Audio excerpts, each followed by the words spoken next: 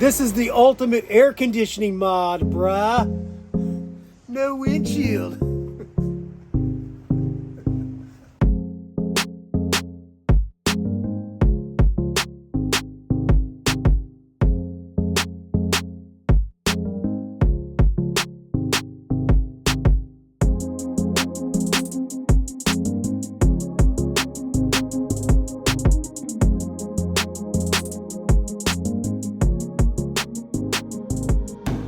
Welcome to Toyota Time with Timmy the Toolman and Sean. Today we are on location in beautiful San Francisco, California, visiting our buddy Chris. And what we're going to be doing with Chris today is we are going to be removing his windshield and resealing it.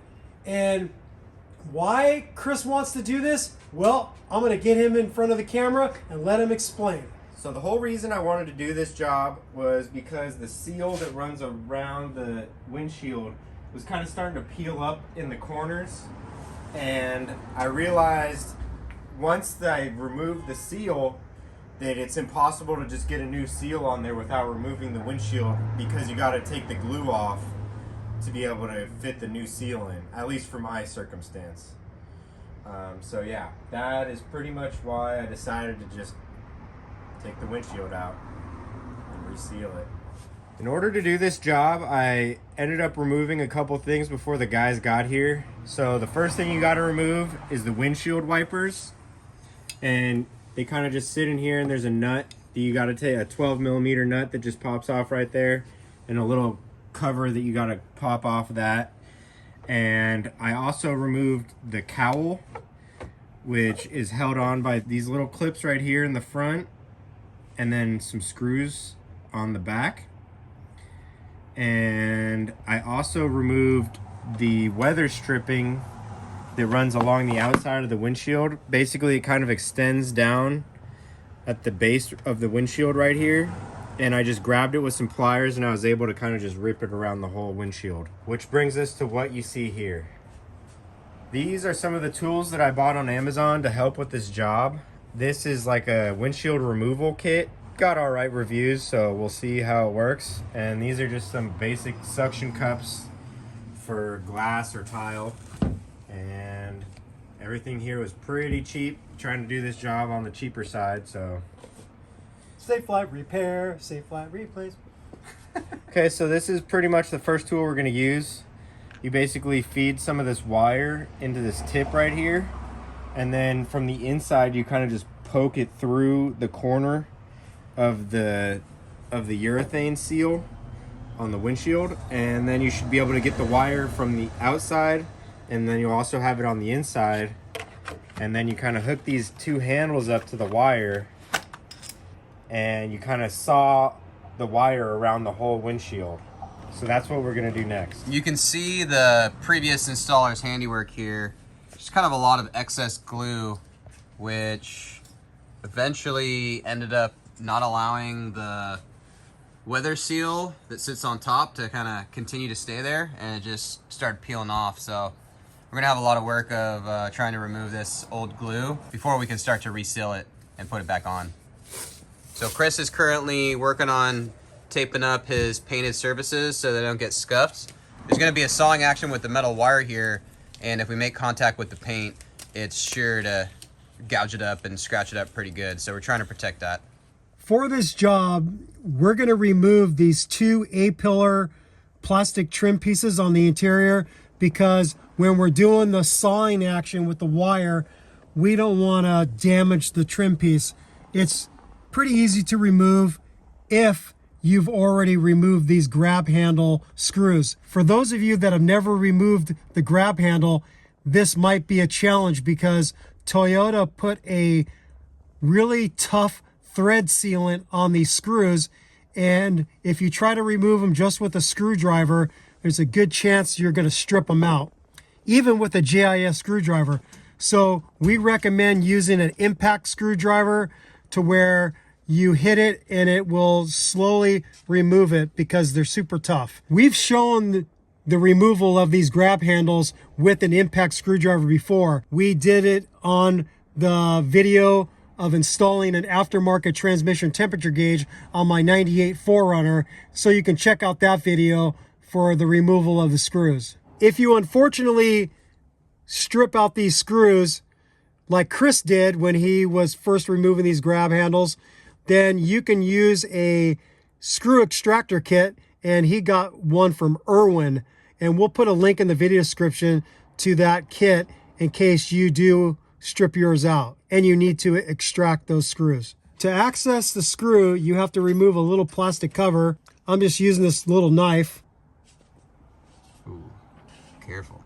So there's a little cover out, and it exposes the screw. These are normally going to be JIS from the factory, but Chris has replaced these with Allen head screws, so we're going to get an Allen wrench in here and remove those screws.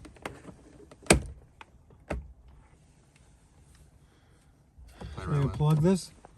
There we go. Nice. Next, we're going to use a plastic trim removal tool, and we're going to start prying this plastic trim piece off. There's one spot there.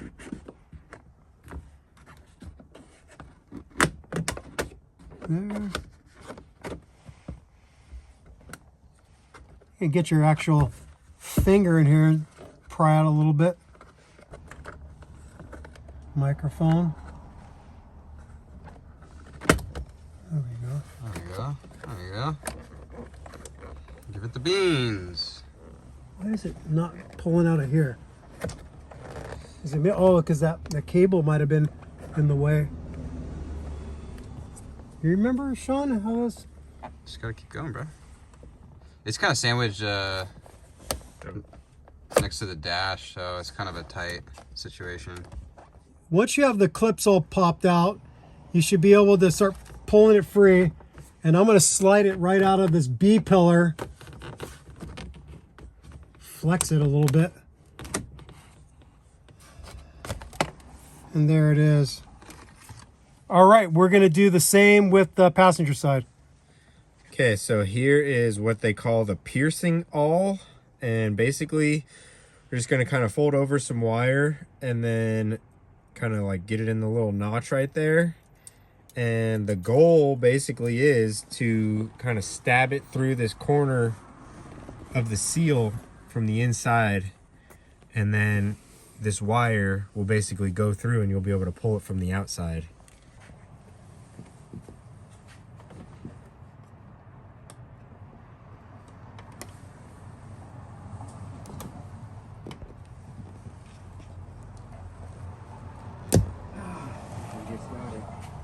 There it is. Nice. Chris pulled the piercing awl out and it left behind the wire. So now I should be able to grab the wire and pull it. So now what we're going to do is thread the wire through the two handles and start using a sawing motion and work our way around the whole perimeter.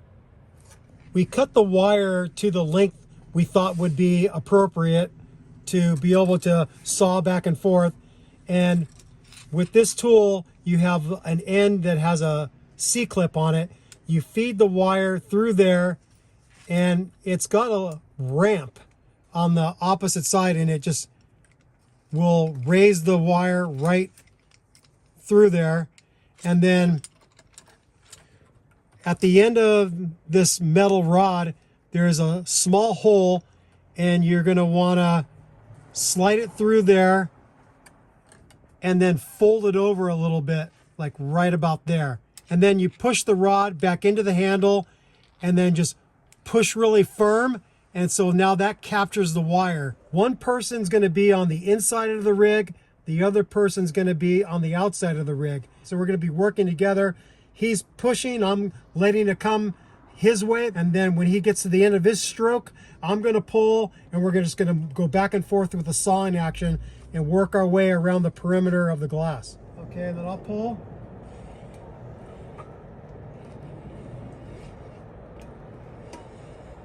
You see, I think you guys want to have like an angle towards the direction you're going. Yeah. It's definitely cutting. Yeah. Hey, what's up, man? I like it when he's taking a video. Cool.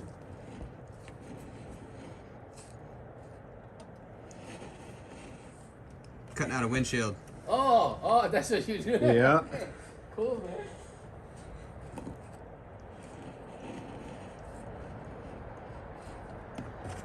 Is it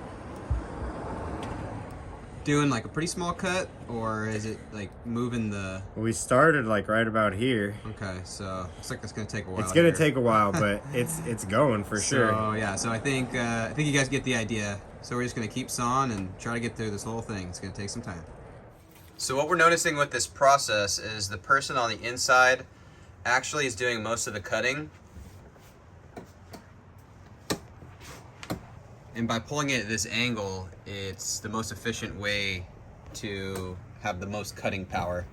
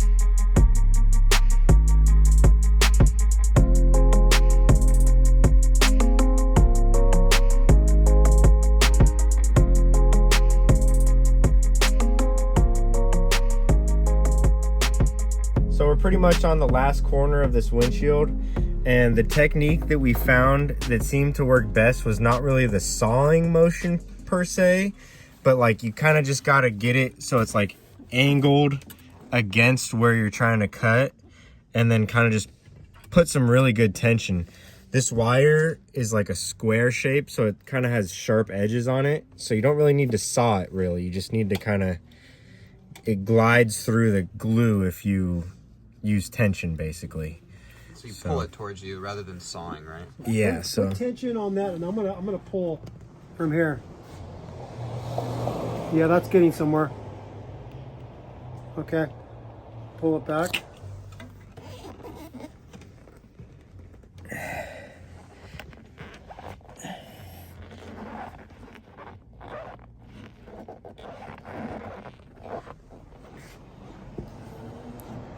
We're doing is a little bit of a sawing action right here.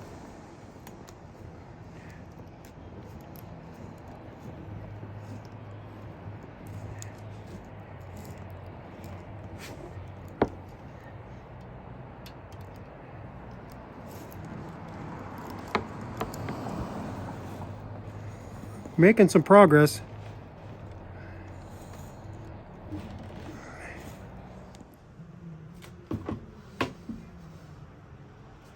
Alright, got the suction cups and supporting it underneath because we don't trust the suction cups all that much.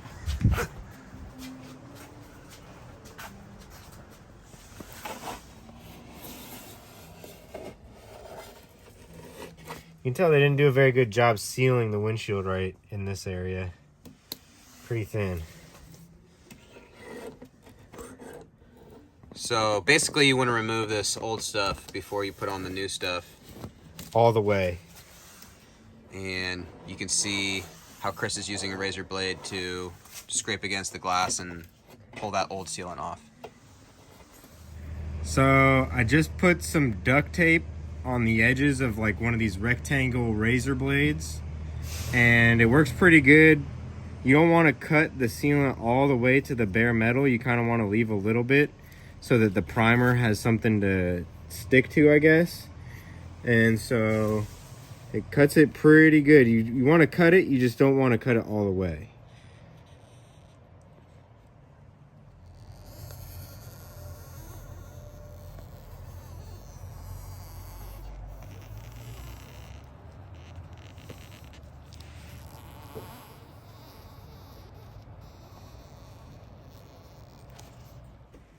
Chris is doing some touch-up work here. The previous windshield installer scratched up the paint quite a bit, and so we're going around and putting some primer on there because there's a little bit of surface rust on those scratches, and then we're gonna paint it up just so it's kind of not as noticeable, and then we'll get to the next step. So we're at the stage now that the windshield's all very clean and all the gasket is scraped off the side that's kind of painted black here on the edge, and we're gonna prime it. So we have this primer and these little dabbers. So you want to use a primer so that the adhesive that you put on after it will have something to bond to. After we apply this primer to the perimeter of the windshield on this black edge, we're gonna wait 10 minutes before we go to the next step and apply the adhesive. So Chris got all OEM stuff. He looked at some diagrams and he ordered some parts. One of the items that Chris got is 2 of these little jobbers, and they go on either side, left and right, and they clip in like that. So these clips can kind of adjust themselves a little bit and they can slide up and down. We slid them as far down as they go, so there's room for the seal that goes around the windshield to clear. Same on this side. We also have this dam. It's kind of like a piece of rubber with some adhesive on the back, and we're gonna stick it right here on the edge, and it's gonna go across. And if you are doing this yourself at home, you'll notice that it kind of starts and ends where this corner is. So we're gonna peel this off and install this right here. I gotta say, the adhesive on the back of this little dam is pretty strong. We had our doubts, but it's really sturdy and it's almost hard to get off. So that's a nice little add-on to the OEM style way of installing a windshield. So the primer has cured over the last 10 minutes. We're just applying this weather seal around the glass, and it has a groove, so it just fits right in there. And there's gonna be a little bit of overhang on each corner. So we installed this gasket and it hangs over about a ½ inch or so on either side. So here's the system that Chris got. It's a 2-part system. You have the primer, and this is the part number for the primer, and you have the actual adhesive, and this is the part number for the adhesive, and this is an auto glass urethane, you know, specifically for windshields. So this is the adhesive we're using, and we're gonna go around the perimeter here where we primed and try to lay a nice bead. After watching a couple videos, the way to go is cutting your dispensing tip at an angle like this, and that will allow you to dispense kind of like a little mountain, and that's what we're gonna do next on the windshield. We're gonna use this extreme duty caulk gun to dispense the adhesive, and to spread the primer, we also use these little dabbers.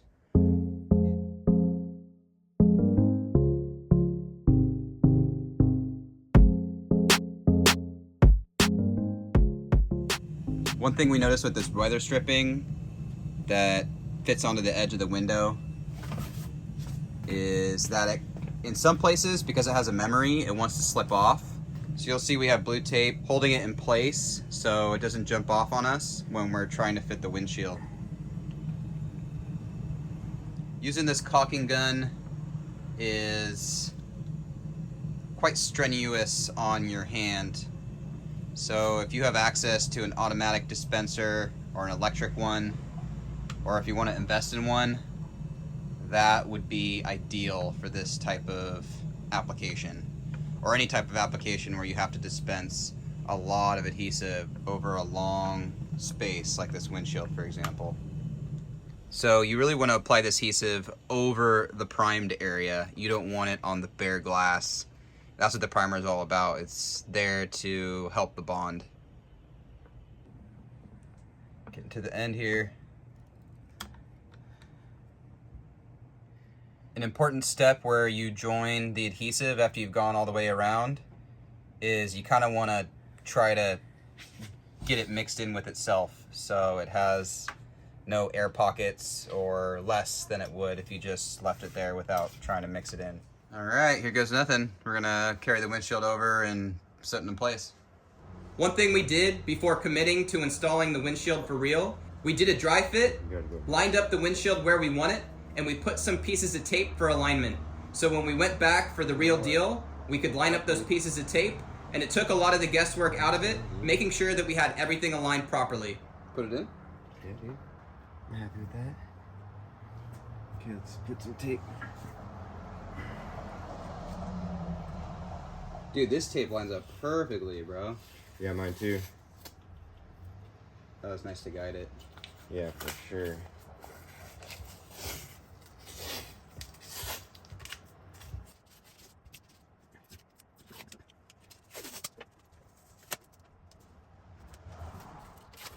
Yeah, you should go right now. Just gonna push it in with velocity.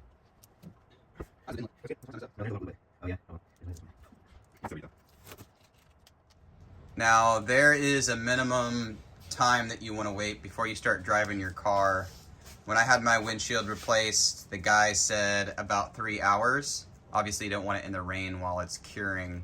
It's been raining a lot here in the Bay Area today. Luckily, it's a pretty nice day. And so we're going to keep some pieces of tape at the top there, so gravity doesn't start to pull down the windshield with its own weight, because it's kind of heavy. Yeah, so that tape will ensure that it doesn't start to slip down, and the glue has an opportunity to cure, and then you take the tape off and you're good to go. So in a couple hours, once this cures, we're going to put the hood cowl back in, reinstall the windshield wipers, and lastly, and this is an optional step, and I'm not sure that you really need it, but if you took your trim out, put your interior trim back in, and then you're ready for your next trip.